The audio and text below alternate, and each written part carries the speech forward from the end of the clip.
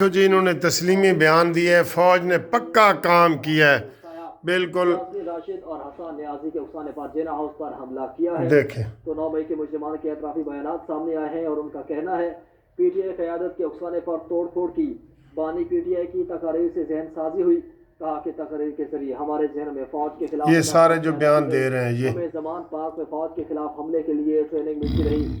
مجرمان نے اعتراف کیا کہ جینا ہاؤس پر حملے کی منصوبہ بندی پہلے سرزمین پاک میں زمان پاک میں ہوئی، یہ یاسمین راشد اور حسان نیازی کے اکسانے پر میں آیا۔ جینا ہاؤس حملے کی ذہن سازی کی، تقریر کے ذریعے ہمارے فوج کے خلاف نفرت پیدا کی جینا گئی۔ ہاؤس پر حملے کے لیے اکسایا اور یاسمین راشد اور حسان نیازی کے اکسانے پر جینا ہاؤس پر حملہ کیا ہے۔ مجرمان کی جانب سے یہ اعتراف کیا گیا اور کہا کہ جینا ہاؤس پر حملے کی منصوبہ بندی پہلے زمان پاک میں یاسمین راشد کی قیادت میں کی گئی۔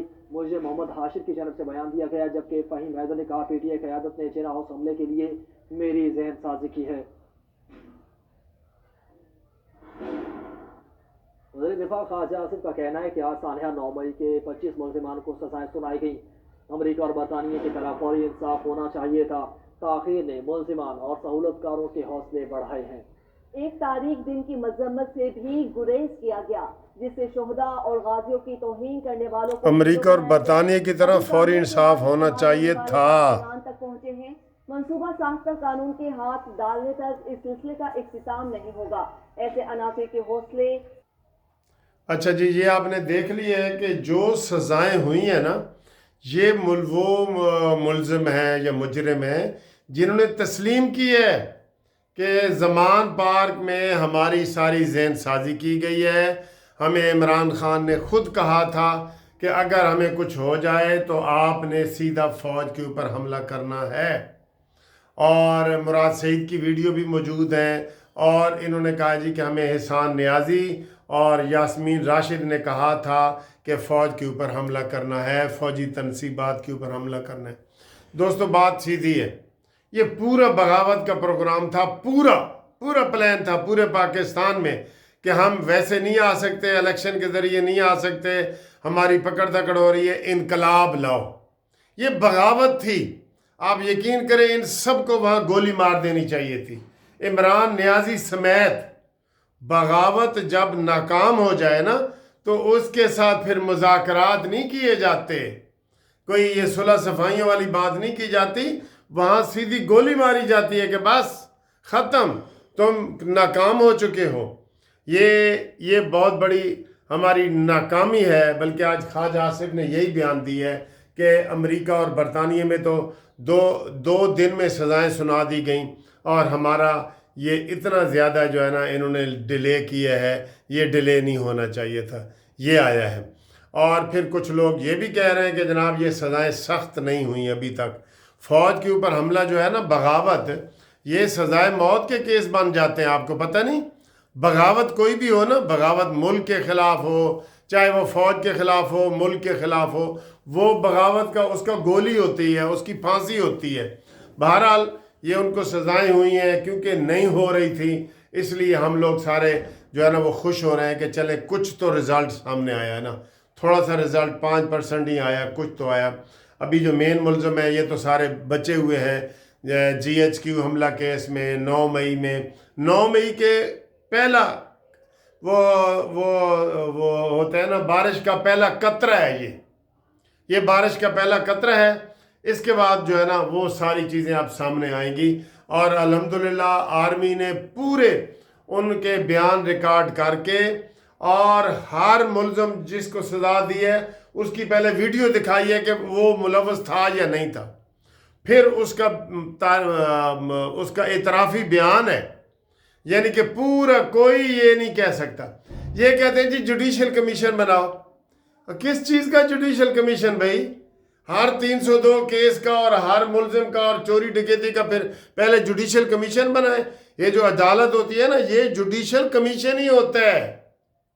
وہ اور ہوتے ہیں کمیشن وغیرہ کے، جی حمود الرحمان کمیشن بناؤ، بنگلہ دیش کس نے توڑا، یہ وہ اور فیکٹس ہوتے ہیں۔ جب کوئی کسی کو قتل کرتا ہے نا، یہ نہیں کہتا کہ پہلے میرا جوڈیشل کمیشن بناؤ، یہ قتل والے ہیں، ان کا کوئی کمیشن وغیرہ نہیں ہے۔ اور حکومت ہی ڈٹ جائے، منحوس حکومت ہماری جو ہے، کہ ہم مذاکرات کا نام بھی ہمارے سامنے نہ لے۔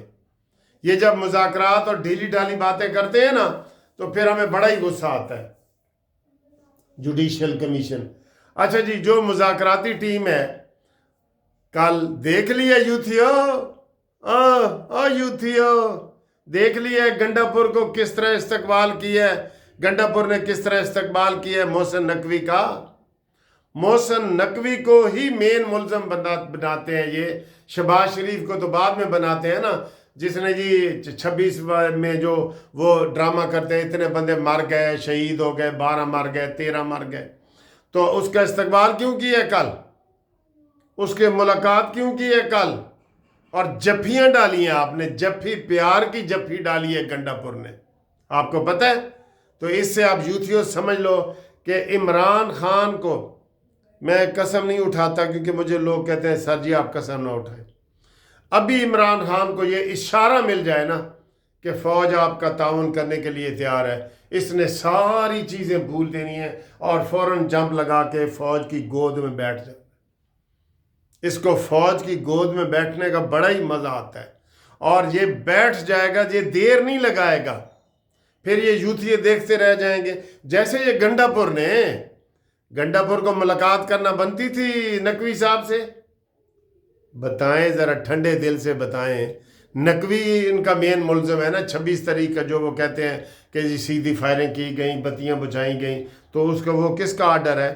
وہ نقوی کا آرڈر ہے. اور نقوی کو آپ جفیاں اور پپیاں کر رہے ہیں، اور اس کو کھانا کھلایا ہے آپ نے VIP، ٹھیک ہے نا. تو آپ ہی اپنی اداؤں پہ کرو. ان کا کوئی دین ایمان نہیں ہے بھائی، سمجھ لو ان کا کوئی دین ایمان نہیں. سر جی ایک چیز میں پہلے دن سے کہہ رہا ہوں، ان کی گردن سے سریہ نکالیں. یہ بس آپ کو دیکھتے ہی نا یہ معافی مانگے کہ یار ہمیں معاف کر دو، ہمیں روئیں معافی مانگیں. یہ ابھی وہ اکڑ کے بات کرتے. عمر ایوب آج کہہ رہا تھا ہم ایسے مذاکرات کو ہم کیا کریں، ہم نے تو ایسے کمیٹی بنائی تھی کہ وہ کہیں گے پھر آپ نے کمیٹی ہی نہیں بنائی، ہم ان سے مذاکرات نہیں کرنا چاہتے. ہم یہ وہ عمر ایوب کی گردن سے سریہ نکالیں، اسد کیسر کی گردن سے سریہ نکالیں، عمران خان کی گردن سے سریہ نکالیں، اور گنڈا پور کی گردن سے سریہ نکالیں، اور ایک آدھ سریہ اور یہ 4 میں نے آپ کو بتا دیے. جب تک ان کی گردن سے سریہ نہیں نہ نکلے گا، ان کی گردن ایسے اکڑی رہے گی. تو جب سریہ نکل جائے گا تو پھر یہ ایسے ہو جائے گی، ایسے پھر ان کا آپ کو ساری چیزیں یہ مان جائیں گے. پھر اپنے یہ مانیں گے کہ سوری ہم سے تو بڑی غلطیاں ہوئی ہیں جی، ہم نے یہ کیا کر دیا ہے، ہم نے یہ کیا کیا ہے. بہرحال یہ آج پہلا قطرہ ہوا ہے. اب ہم حکومت کو کہہ رہے ہیں کہ نو مذاکرات. دہشت گردوں سے مذاکرات ہوتے ہیں، ان کا گولی ہوتی. اچھا پھر کرو خارجیوں سے مذاکرات، خارجیوں سے کرو. یہ خارجیوں سے بھی بڑے ہیں، بغاوت میں ثابت کر دیے انہوں نے. یہ ان کے سارے آپ بیان سن لیں، آج ثابت ہو گیا ہے کہ انہوں نے جناب علی بغاوت کی تھی، جو بغاوت ناکام ہوئی ہے، یہ ثابت ہو گیا. اور اس وقت یہ سارے چینل پہ یہی چیزیں دکھا رہے ہیں جو آپ کو میں بتا رہا ہوں نا، یہی چیزیں دکھا رہے ہیں. اور ابھی وہ عطا تارڑ صاحب ایک کسی تقریب سے خطاب کر رہے ہیں، وہ کہہ رہے ہیں دیکھیں جی ہماری سٹاک ایکسچینج ماشاءاللہ اچھی جا رہی ہے، یہ وہ. تو یہ تھوڑی سی تقریر سن لیں آپ، تھوڑی سی. جنہوں نے 9 مئی کے حملے کیے، جو سیاسی دہشت گرد ہیں، سیاست کا لبادہ اوڑھ کے جنہوں نے دہشت گردی کی، آج وہ کیفر کردار تک پہنچے. اور یہ بات واضح ہو چکی کہ 9 مئی جب شہداء کی بے حرمتی کی گئی، جنہوں نے خون بہا دیا اپنا، جنہوں نے ملک کی خاطر ملک پہ جان مار دی، جن کے بچے یتیم ہو گئے، جو ملک کے لیے سب سے بڑی قربانی دے گئے، جو سرحدوں پہ کے محافظ تھے، ان کی یادگاروں کو مسمار کر کے تو اس تحریک انتشار نے کیا پیغام دیا کہ یہ سیاسی دہشت گرد ہیں. اور اس کا ماسٹر مائنڈ آج واضح ہو گیا کہ 9 مئی کا ماسٹر مائنڈ بانی چیئرمین PTI تھا. کے اوپر جب یہ واضح ہو گیا ہے، میں یہی کہتا ہوں کہ جب یہ سارے وزیر ہی کہتے ہیں نا کہ واضح ہو گیا کہ یہ دہشت گرد تنظیم ہے، ان کا ماسٹر مائنڈ عمران ہے، تو پھر ان سے مذاکرات بنتے ہیں؟ آپ بتائیں، ان کے اوپر پابندی بنتی ہے. गवर्नर राज बनता है, मैं कह रहा हूँ आपको, ये सारे वजीर ऐसे मानते हैं कि ये दहशतगर्द तंजीम है, तो फिर कौन नहीं मानता? इसको आगे करें, इस अपने नज़रिए को आगे करें। ठीक है दोस्तों, मिलते हैं जी अगली वीडियो में आपके साथ, तब तक के लिए खुदा हाफिज़। चैनल सब्सक्राइब करना आपकी जिम्मेदारी।